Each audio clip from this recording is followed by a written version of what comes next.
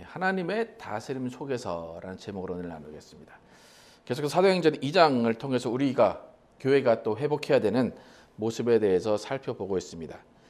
오늘은 47절에서 언급하고 있는 하나님을 찬미했다 그리고 칭송을 받았다는 것에 대해서 나누겠습니다. 초대교회는 예수님의 가르침을 받은 사도들이 이끄는 대로 성도들이 따라갔습니다. 그리고 그들의 가르침에 따라서 함께 모이고 함께 떡을 떼면서 예수님의 살아 계실 때의 모든 말씀들을 지키면서 행했습니다.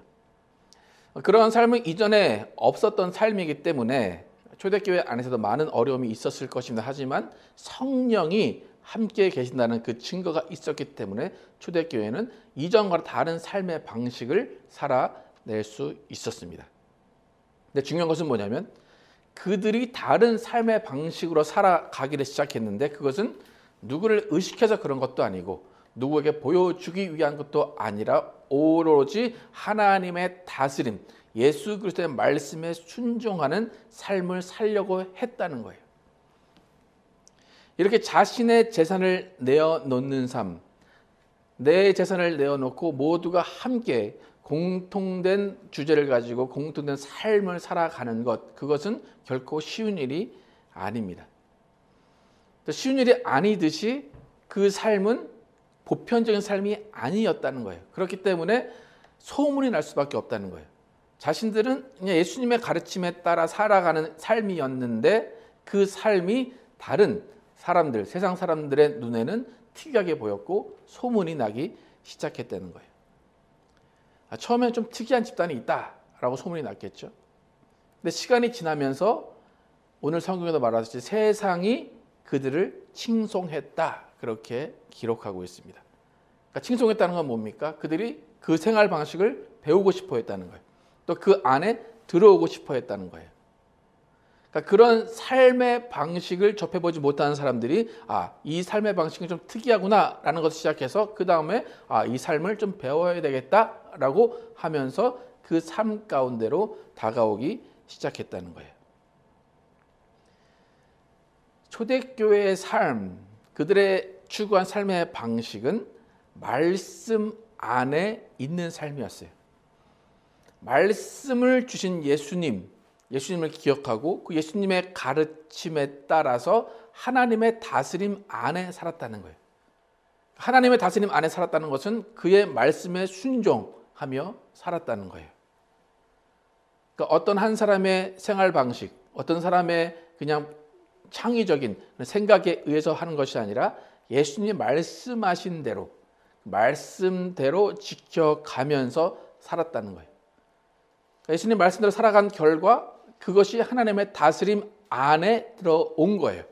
그러니까 하나님 다스림 안에 들어오니까 온 백성이 칭송했다라는 것이 결과로 나타난 거예요. 그러니까 칭송을 받기 위한 것이 아니라 그들이 그냥 하나님의 말씀 가운데 있고 하나님의 다스림 안에 있다 보니까 세상이 그들을 칭송했다는 거예요. 46절에 보면 날마다 성전에 모였다 그래요. 또 집에서는 떡을 떼었다, 식사를 했다 그래요. 이 말을 다른 말로 하면 매일의 삶 가운데 하나님의 다스림을 기억했다는 거예요. 매일의 삶 가운데 내가 하나님의 뜻대로 살지 못한 것이 있다면 회개했다는 거예요. 또 매일의 삶 가운데 서로가 모여서 새로운 삶, 내일의 새로운 삶을 또 다짐하는 기회를 얻었다는 거예요. 그러니까 이때의 모임은 매일 모였다고 하는데 이때의 모임에 어떤 형식이 존재하지 않아요.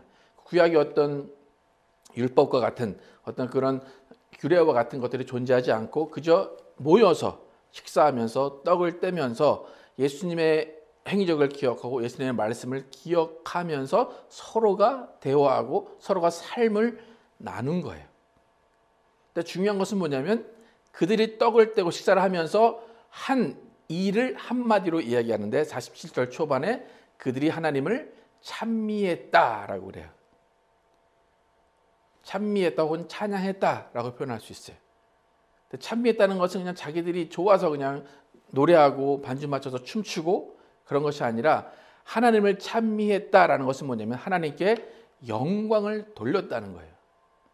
하나님을 기억하고 하나님께 나의 모든 것을 드린 것을 후회한 것이 아니라 오히려 영광을 돌렸다는 거예요.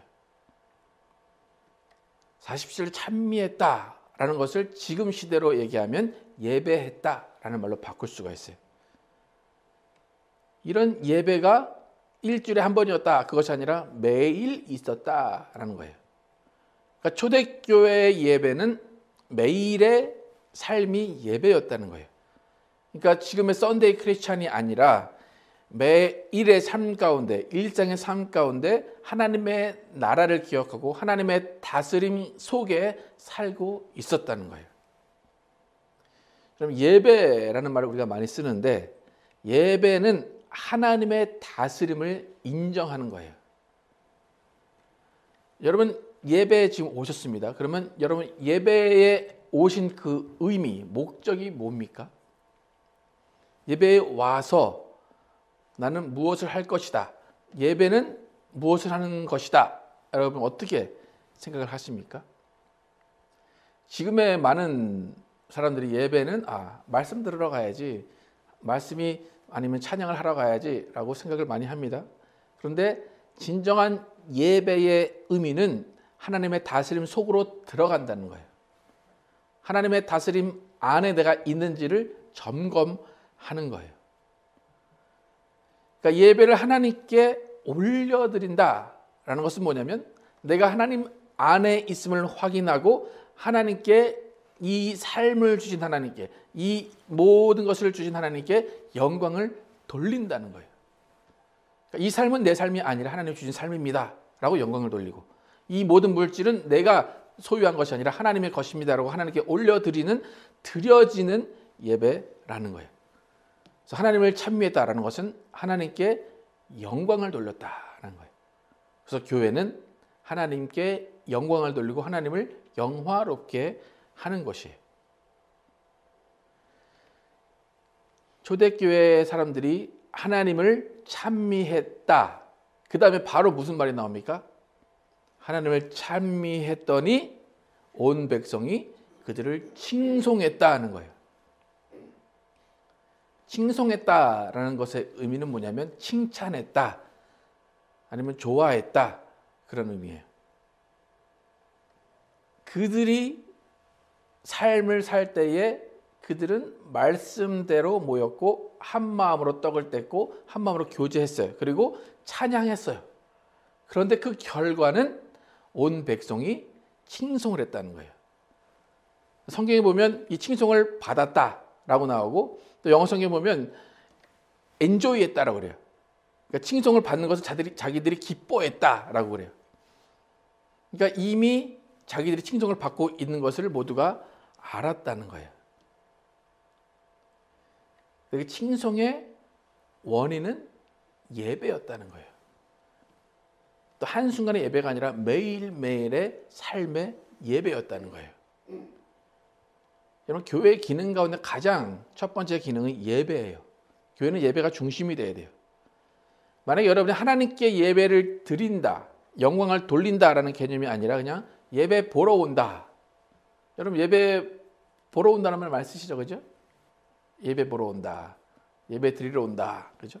설교 들으러 온다, 찬양하러 간다라는 많은 예배에 대한 정의가 있는데, 예배는 하나님의 다스림 속에 들어가서 영광을 돌린다는 거예요. 여러분 생각해, 지금 예배에 여러분이 앉아 계시는데 여러분 하나님의 다스림 속에 지금 들어가 계십니까? 하나님의 다스림 안에서 하나님께 영광을 돌리고 있습니까? 하나님의 다스림 안에 있다는 것은 뭐예요? 내 생각과 내 행동이 아니라는 거예요. 하나님이 말씀하시는 대로 생각하고 말씀하시는 대로 행동한다는 거예요. 그럼 여러분이 지금 그런 마음으로 이곳에 앉아 있느냐라는 거예요. 그래서 삶 가운데 매일매일의 예배가 여러분 안에 하나님의 다스림으로 존재하는가예요.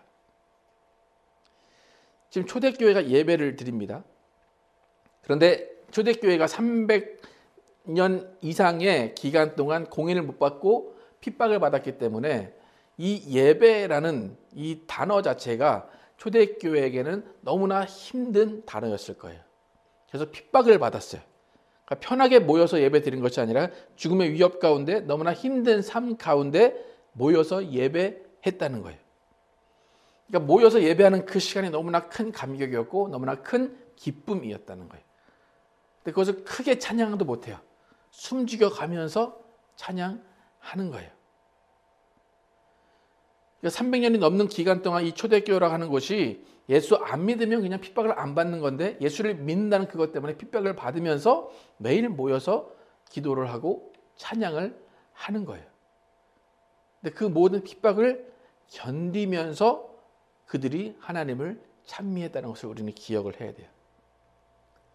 당연히 지금 미국이나 한국 같은 경우에는 이런 예배를 드리는 환경이 아니죠. 그죠? 자유롭게 모여서 자유롭게 우리가 하고 싶은 대로 예배를 드리지만 이 하나님을 찬미했다라는 것은 그냥 우리처럼 이렇게 편하게 찬미했다라는 것이 아니에요. 그들은 매일매일 삶 가운데 하나님의 다스림 속에 있다는 것을 기억하고 그 가운데 하나님을 찬양했다는 거예요. 여러분이 인생 가운데 살면서 매일의 삶 가운데 하나님이 나를 다스리시고 계신다라는 것을 인정하는지를 돌아봐야 돼요. 하나님이 다스리는 것은 좋은데 나는 거기에 순종하지 않겠습니다. 그 의미가 아니라 하나님의 다스림 속에 내가 들어가겠습니다. 그러니까 말씀대로 순종하고 말씀 따라 살겠습니다라는 고백이 여러분 가운데 있어야 된다는 거예요. 그것이 여러분이 매일의 삶 가운데 예배자로 살아간다는 거예요. 만약 여러분이 예배를 오시면서 내가 참석해 주니까 머릿속 하나 채워주니까 더 고마운 줄 알아라 라는 그런 마음으로 오시거나 아니면 하나님이 나에게 어떤 것을 주셔야 되는데 안 주셨기 때문에 뭐 찾아온다거나 그런 예배 가운데 하나님의 다스림이 아닌 다른 조건을 가지고 온다면 그것은 예배에 관한 정의가 여러분 안에 잘못되어 있다는 거예요. 하나님의 다스림이라는 개념이 무너진 그런 삶과 그런 교회에서는 예배라는 것이 존재하지 않는 거예요. 여러분 주일 예배 여러분의 모습을 돌아보시면 그것이 하나님과 여러분과의 관계를 나타내는 거예요. 여러분이 주일 예배에 어떤 모습으로 오는가, 매일의 삶 가운데 하나님을 찬양하고 있는가, 그것은 내가 하나님의 다스림 속에 있는가라는 것을 지켜볼 수 있는 기준이 되는 거예요. 그러니까 초대교회가 공동묘지인 가타콤에서 예배를 드린 것처럼 우리도 정말 목숨 걸고 예배를 드리는 그런 순간이 있어야 되는 거예요. 자신의 재산을 다 팔아서 연보로 드리면서 하나님께 예배를 드릴 수 있어야 되는 거예요. 그렇게 하나님을 찬양하는 그 삶이 하나님 보시기에 합당한 예배예요. 신령과 진정으로 예배드린다. 마음과 뜻과 정성을 다 예배드린다라는 것이 그런 예배라는 거예요. 그러니까 우리가 삶 가운데 예배를 드린다는 말을 요즘 많이 해요. 그죠? 삶이 예배다 여러분 많이 들어보시죠? 그러니까 제가 뭐 그렇게 썩 좋아하는 말은 아닌데 이 초대교회의 삶은 매일이 예배였다라고 하니까 매일이 하나님과 함께하는 시간이었고 하나님의 다스림 속에 있었다는 거예요. 그러면 일주일에 한 번 모이는 이런 예배가 있다면 주중에 나의 삶 가운데 드리는 삶에서의 예배가 있다라고 할 수 있는데 그러면 삶에서의 예배는 어떻게 정의를 할 수 있을까? 여러분 삶이 예배다라는 것을 여러분이 말을 한다면 그걸 어떻게 정의를 하시겠습니까? 삶이 예배다. 제가 오늘부터 여러분 삶이 예배로 사십시오. 그럼 여러분은 뭘 준비하시고 뭘 어떻게 하실 겁니까? 그러면 조그만 성경책을 사서 이제 매일 읽고 다녀야 되겠구나. 일하기 전에 읽고 해야 되겠구나. 그렇게 생각을 많이 할 거예요. 오늘 본문을 통해서 삶이 예배다를 돌아본다면 삶이 예배다라는 말은 여러분의 삶이 칭송을 받아야 된다는 거예요. 여러분의 삶이 칭찬을 받아야 된다는 거예요. 여러분의 삶이 크리스찬으로서 칭찬을 받는다면 그것이 여러분의 삶이 예배가 된다는 거예요. 그냥 그저 아침에 얻은 학교나 회사에 가서 아침에 앉아서 기도하고 말씀 보는 그것이 삶의 예배다 그것이 아니라는 거예요. 아침에 가서 기도하고 열심히 성경 봤어요. 근데 막상 딱 일을 시작했는데 욕만 먹고 있어요. 그러면 그게 삶의 예배로 되는 걸까요? 삶이 예배다라는 것은 여러분이 칭찬을 받고 있어야 돼요. 칭송을 받고 있어야 된다는 거예요. 그러니까 삶이 예배인 사람은 회사에 가서 남이 하기 싫은 일을 도맡아 하는 그 사람이 삶이 예배자로 사는 거예요. 나는 교회에 가야 돼, 나는 철야 가야 돼 라고 하면서 야근을 빠지는 모습이 삶이 예배인 모습이 아니라 오히려 그 자리에 남아 있으면서 다른 사람보다 더 열심히 일하는 모습, 그 모습 가운데 칭찬을 받는 것이 삶이 예배자로 살아가는 거예요. 그러니까 여러분의 삶을 예배로 매일매일 살아가기 위해서는 여러분은 매일매일 칭찬을 받는 삶을 살아야 돼요. 특히 여러분이 모시고 있는 상사라든지 여러분이 섬기는 그 위인 건의에게 순종하는 삶을 통해서 여러분은 삶을 예배로 살아갈 수 있다는 거예요. 그래서 우리가 하나님의 생활 방식으로 살아간다 라고 하면 그 결과는 반드시 칭송으로 나타나야 돼요. 그러니까 지금은 다원주의 사회라고 얘기해요. 그렇기 때문에 주일의 예배보다는 일상의 삶의 예배가 더 중요할 수도 있어요. 그런데 우리가 기억해야 될 것은 주일의 예배뿐만 아니라 그냥 일상의 삶의 예배는 칭송을 받아야 한다는 거예요. 나는 그렇게 살지 못하는데 저 사람은 그렇게 사는구나. 나는 양보하지 못하는데 저 사람은 양보하는구나. 나는 전 재산을 내놓지 못하는데 저 사람은 전 재산을 내놓아서 다른 사람을 돕는구나 라는 칭송을 받는 것이 삶을 예배로 살아가는 거예요. 그러니까 삶을 예배로 사는 것이 어쩌면 주일 예배보다 더 중요할 수도 있어요. 오늘 이 본문에서 우리가 가장 기억해야 될 것은 뭐냐면 하나님의 다스림이 있는 곳을 세상은 바라본다는 거예요. 하나님의 다스림이 있는 장소, 하나님의 다스림이 있는 사람을 세상은 바라본다는 거예요. 그리고 평가한다는 거예요. 그 평가를 통해서 이 사람이 얼마 후에 하나님의 다스림 속으로 들어올 수도 있는 가능성이 열려 있다는 거예요. 만약에 우리 삶이 하나님의 다스림이 가운데 있지 않다라고 한다면 아무리 여러분이 주일에 열심히 참석을 하고 주일에 아무리 많은 헌금을 드려도 그것은 하나님이 원하시는 예배가 아니라는 거예요. 하나님의 다스림 속에 있을 때에 그것이 바로 진정한 예배가 된다는 거예요. 여러분, 하나님의 다스림 속에 있는 것을 세상 사람들이 바라보고 세상 사람들이 칭송을 한다라는 의미가 뭐냐면 여러분, 세상 사람들이 죽어서 가고 싶은 곳이 어디라고 얘기합니까? 뭐 장례식장 가면 다 어디 가셨다고 얘기합니까? 천당 갔다고 얘기하죠? 천당이 왜 좋을까요? 가보지도 않았어도 왜 좋을까요? 우리가 천국을 뭐라고 얘기합니까? 하나님이 계신 곳, 하나님이 다스리는 곳이라고 얘기해요. 그러니까 그들은 하나님을 믿지 않는데도 불구하고 천당 간다, 천국 간다라고 얘기해요. 그래서 뭐냐, 하나님이 다스리는 곳은 그들이 볼 때는 좋은 곳이라는 거예요. 그들이 볼 때는 가고 싶은 곳이 하나님이 다스리는 곳이라는 거예요. 어떤 사람도 저승 가고 싶다 그렇게 얘기 안 해요. 저승은 왜 저승은 누가 끌고 갑니까? 예. 하나님이 끌고 가지 않으니까 가고 싶지 않은 거예요. 그러니까 어렴풋이 많은 사람들, 세상 사람들은 하나님이 다스리는 곳은 좋을 거야 라고 생각한다는 거예요. 많은 한국 사람들이 미국 가면 좋을 것 같죠? 예. 그러니까 막연하 그렇게 생각을 한다는 거예요. 우리도 천국 가고 싶잖아요, 그죠? 하나님 나라 가고 싶죠? 그런데 왜 그래요? 하나님이 다스리는 나라이기 때문이에요. 그렇다면 교회는 세상에게 교회가 하나님이 다스리는 곳이다라는 것을 확실히 보여줘야 된다는 거예요. 내가 가고 싶은 곳이 돼야 돼. 그런 세상의 기대에 부응해야 된다는 거예요. 지난주에 제가 교회를 비유했는데 어떻게 비유했나요? 구원 열차 안에서 싸우고 있는 것으로 제가 비유를 했어요. 그럼 그 구원 열차 타고 싶어 할까요? 나는 다른 거 타고 갈래. 교회는 칭송받아야 마땅해요. 왜 그렇습니까?